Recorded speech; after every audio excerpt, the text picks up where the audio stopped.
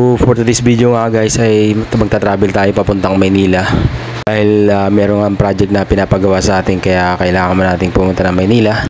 At syempre nga guys, hindi nga ganun kadali ang bumiyahe ng papuntang Maynila pag galing ka dito sa isla ng Hilutungan dahil kailangan mo munang sumakay ng maliit na bangka para makarating din sa aming pinakabayan. And for today's video nga guys ay ipapakita ko sa inyo kung paano mag-travel pagka galing dito sa isla ng Hilutungan papunta ng Cauayan, Masbate.